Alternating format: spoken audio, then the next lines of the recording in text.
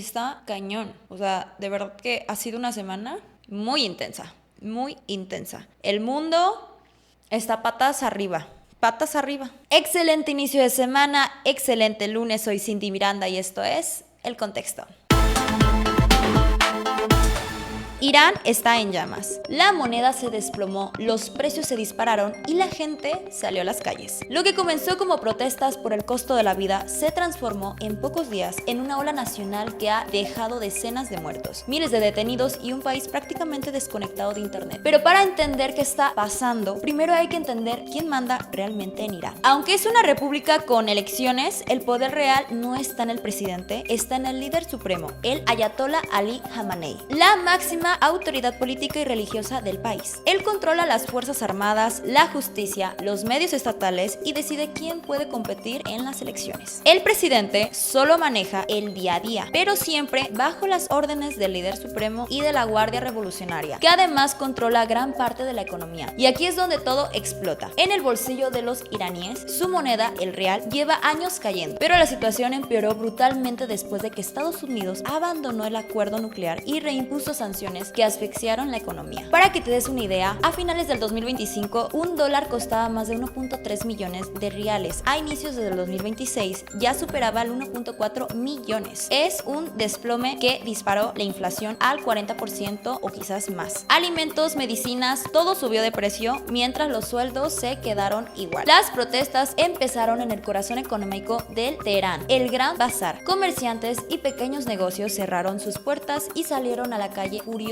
por la moneda hundida y el costo de la vida. Rápidamente, las movilizaciones se extendieron a más ciudades y sectores, y lo que comenzó como un reclamo económico se convirtió en algo mucho más grande. Críticas directas al liderazgo, rechazo a la corrupción y rabia contra un sistema donde la élite vive protegida mientras el pueblo se empobrece. El costo ha sido brutal. Según organizaciones de derechos humanos, en los primeros 9 días murieron entre 16 y 25 personas. Al acercarse el 9 de enero, las estimaciones hablaban de más de 60 muertos, manifestantes y fuerzas de seguridad, y miles de arrestados. El gobierno niega estas cifras y culpa a enemigos externos de provocar la violencia. La respuesta del Estado fue contundente: represión policial y un apagón casi total de internet. Cortaron el acceso a redes, restringieron llamadas y servicios móviles para evitar que salieran videos y denuncias, y para impedir que la gente se organizara. Querían aislar a Irán del mundo, pero aún así las protestas continúan en las calles de Teherán y otras ciudades. A todo esto, la presión ya cruzó fronteras. En Londres, durante una protesta frente a la embajada iraní, un manifestante trepó el balcón, arrancó la bandera de la República Islámica y la reemplazó brevemente por la antigua bandera de Irán, la tricolor con el león y el sol usado antes de 1979. En resumen, Irán vive su peor crisis económica en años, con una moneda colapsada y una inflación que ahoga a las familias. Las protestas nacieron del bolsillo vacío, pero se convirtieron en un desafío político al régimen, y el gobierno ha respondido con decenas de muertos, miles de detenidos y censura total. La pregunta ahora es: ¿hasta dónde llegará esta ola?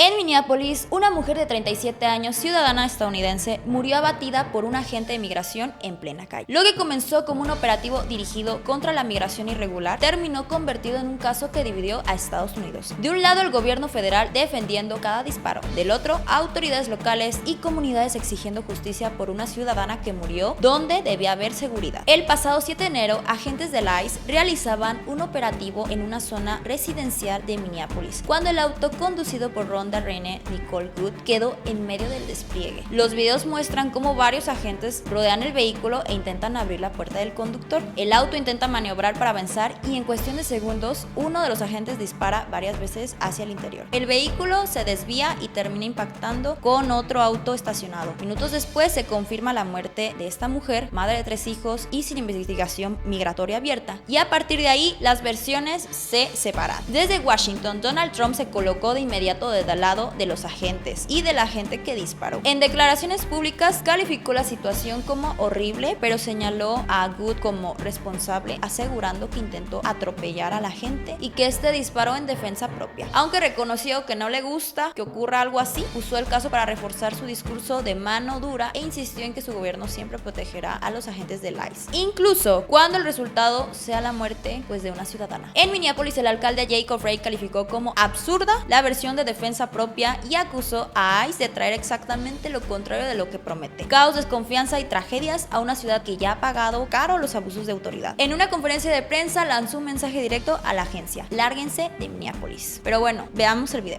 To ICE, get the out of Minneapolis. We do not want you here.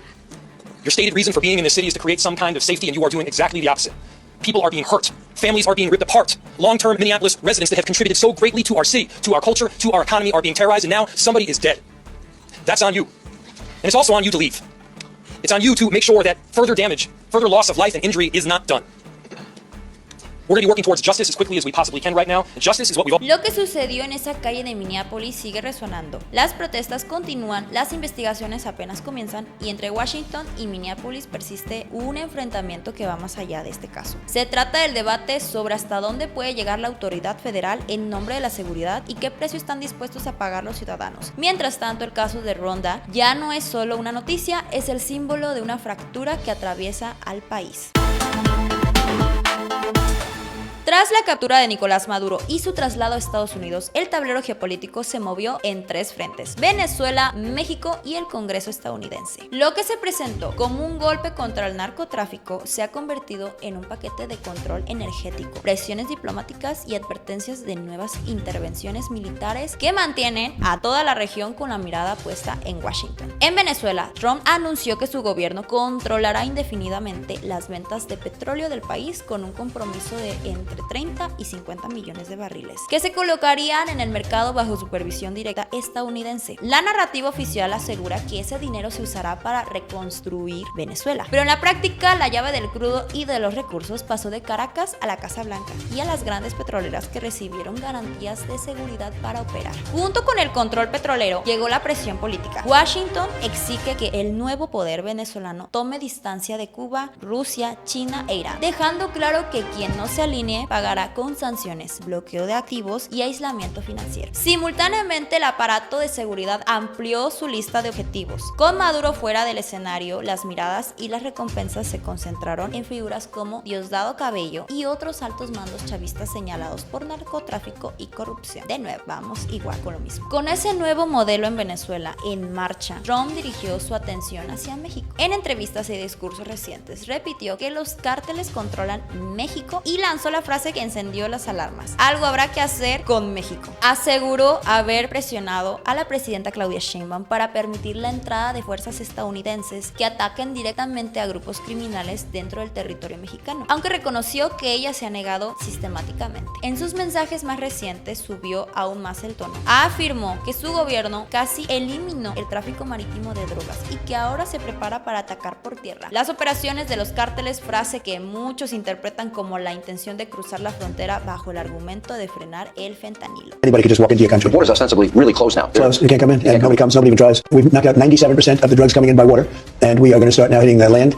With regard to the cartels are running Mexico. It's very, very sad to watch and see what's happened to that country, but the cartels are running, and they're killing 250, 300,000 people in our country every single year. The drugs, it's horrible. It's devastated families. You know, they lose a child or a parent. I mean, parents are dying too with drugs. So we've done a really good job. We're knocking it down. The numbers are really getting to be, they're always going to be too high if you have one person, but they're going down just like the border. The border was a total mess for years. I did it the first time very quickly, and this time I did it even better because this was a bigger mess. This was a border like no other probably in the history of the world. There's never been a border like that when anybody could just walk into your country. The borders ostensibly really closed now. Closed. You can't come in, and nobody comes, nobody even tries. El mensaje implícito es claro. Lo que ya hizo en Caracas podría replicarse si considera que otro país representa una amenaza para la seguridad estadounidense. Ante ese discurso, Sheinbaum ha respondido pues con mucha firmeza. México no aceptará tropas extranjeras en su territorio y cualquier colaboración en seguridad se hará respetando la soberanía nacional. Ha insistido en que el combate al crimen organizado es responsabilidad del Estado mexicano y no del ejército de otro país. En la mañanera del 9 de enero, desde Guerrero, la presidenta aprovechó los datos de seguridad para enviar un mensaje político contundente. Afirmó que en los primeros 15 meses de su administración, los homicidios dolosos se redujeron 40% a nivel nacional, convirtiendo a 2025 en el año con menos asesinatos en más de una década. Destacó 34 homicidios menos al día en promedio y señaló que 26 estados lograron bajar esa cifra, con caídas de hasta 60 y 70% en entidades que antes encabezaban la violencia como Guanajuato, Zacatecas y Quintana Roo. El gobierno federal reportó además que los delitos de alto impacto se redujeron alrededor de un 26%, con descensos sostenidos en robo con violencia, extorsión y robo de vehículo durante el 2025. Desde Guerrero se subrayó que los homicidios dolosos en el estado bajaron un 65% desde octubre del 2024, con cifras históricamente bajas en municipios como Acapulco. ¿Será? El subtexto fue muy evidente. Con estas cifras, Sheinbaum busca dejar en claro que México tiene una estrategia propia que muestra resultados y que no necesita intervención militar estadounidense. Es un mensaje dual hacia Trump y hacia el público mexicano. Mientras en Washington se habla de ataques por tierra, desde Palacio Nacional se responde con datos, gráficas y la certeza de que la seguridad del país se decide desde México. En paralelo, el Senado estadounidense aprobó una medida para limitar los poderes de guerra de Donald Trump, obligándolo a pedir autorización al Congreso antes de lanzar nuevas operaciones militares importantes con la mirada puesta en Venezuela. El mensaje aquí es doble: hacia afuera, que no habrá carta blanca para repetir otro episodio como el de Caracas, y hacia adentro, que si el presidente intenta aplicar ese mismo libreto en México, el choque político y la crisis diplomática pueden ser tan grandes como los riesgos militares. Lo que comenzó como una operación contra el narcotráfico se ha transformado en una compleja partida geopolítica donde el control de recursos, la soberanía nacional y el equilibrio de poder en la región están en juego. Venezuela quedó como advertencia, México se erige como resistencia. Entre ambos extremos, la pregunta que resuena en toda América Latina es la misma: ¿hasta dónde está dispuesto a llegar Washington en nombre de su seguridad nacional? ¿Y hasta dónde estarán dispuestos los gobiernos latinoamericanos a defender su autonomía? La respuesta a esa pregunta definirá no solo el futuro inmediato de la región, sino el tipo de relación que prevalecerá entre Estados Unidos y sus vecinos del sur en los años venideros.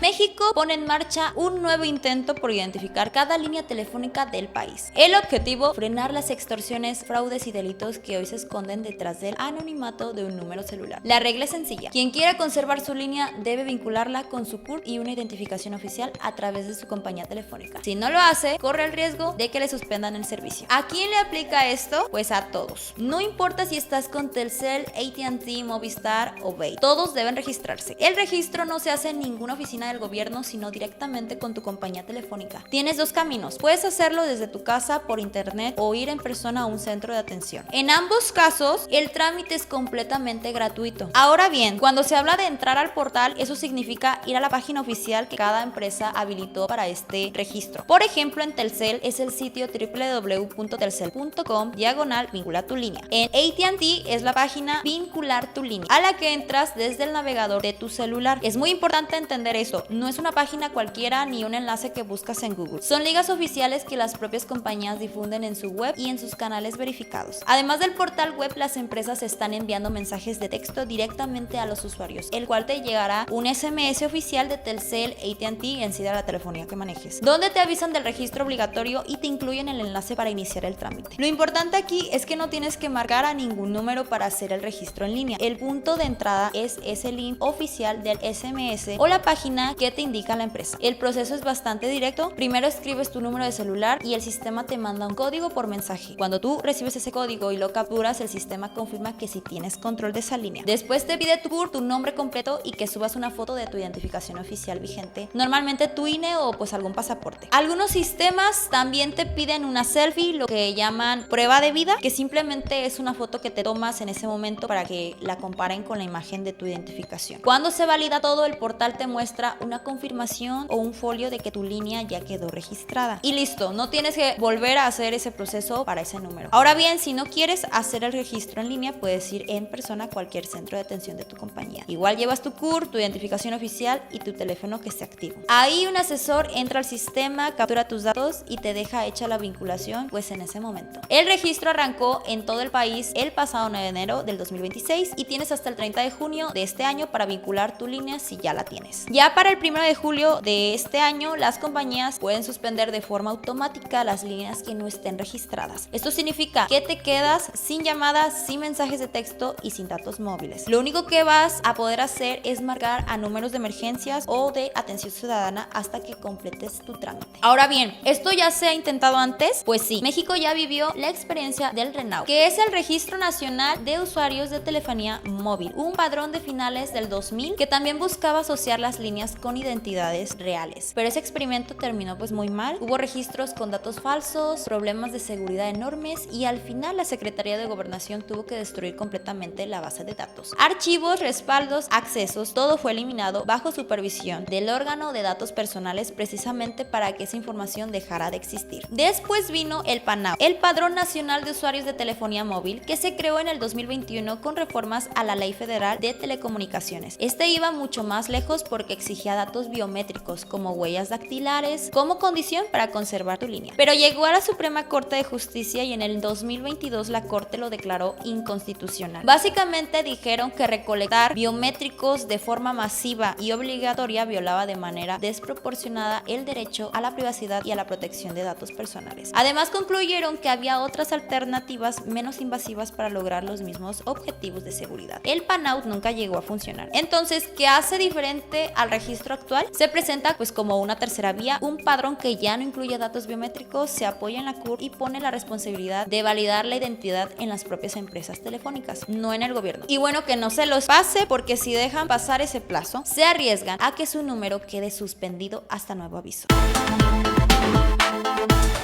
Volvemos a Acapulco. Esta ciudad golpeada una y otra vez por huracanes, violencia y crisis económicas, ahora enfrenta algo tan básico como devastador: vivir sin agua. Y es que tras el sismo de magnitud de 6.5 que sacudió la costa de Guerrero el pasado 2 de enero de este año, más de 400,000 personas han quedado sin el servicio. Porque cuando falta el agua, no solo se detiene el turismo, se paralizan las cocinas, los hogares y bueno, la posibilidad de vivir con dignidad. Ese temblor dañó la infraestructura vital del puerto. La tubería principal de 60 pulgadas del sistema Papagayo 2 se rompió y en la zona de Lomas de Chapultepec se dañó la línea de 44 pulgadas y el equipo electromecánico de los pozos, incluyendo transformadores y sistemas de bombeo. El resultado fue inmediato: el agua dejó de llegar a gran parte de la ciudad. Las zonas más afectadas son las colonias del puerto, muchas de ellas zonas populares alejadas del área turística. Ahí las familias han tenido que sobrevivir pagando hasta 1,600 pesos por una pipa de agua o haciendo largas filas en tomas públicas cargando cubetas y tambos bajo el sol. Pero aquí viene lo que indigna a muchos. Mientras el sistema Papagayo 1 sigue funcionando y mantiene el suministro en hoteles y la zona turística, el resto de Acapulco se las arregla pues como puede. Es un contraste brutal: un Acapulco turístico con agua corriente y un Acapulco popular que tiene que organizarse, gastar y esperar solo para conseguir unos cuantos litros. La alcaldesa Avelina López ha reconocido públicamente el problema y señaló los daños en el Papagayo 2 y en la zona de Lomas como la causa directa del desabasto y aseguró que se trabaja día y noche junto con Capama, Conagua y el gobierno estatal para reparar las tuberías y restablecer el bombeo. Sin embargo, las promesas pues no se han cumplido como se anunciaron. Al principio dijeron que todo se resolvería en pocos días, luego mañana, después a más tardar el miércoles 7 de enero, eso comentaron. Más tarde hablaron de una normalización gradual en una semana, pero pues la realidad es otra. Varias zonas siguen sin agua y muchas más solo reciben el servicio de forma intermitente, muy por debajo de lo normal.